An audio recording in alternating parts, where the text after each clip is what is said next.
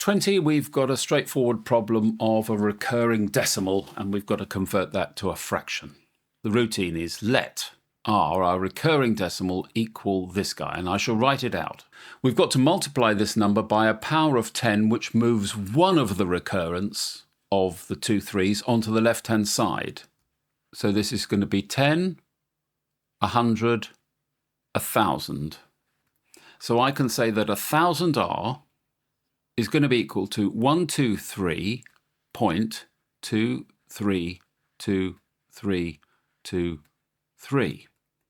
And my other multiplication should be to get all of the recurring decimals on the right-hand side. And this will just be one hop. So this is multiplying by 10. So I can say that 10r is equal to 1.2323323. And on it goes. And now the rather handy trick.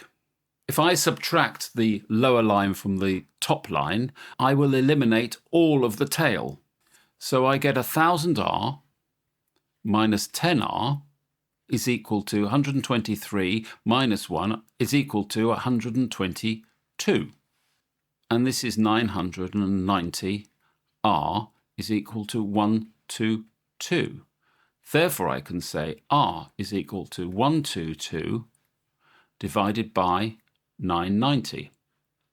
And you can see, if I divide this by 2, top and bottom, I get 61 over 495. And there is the answer.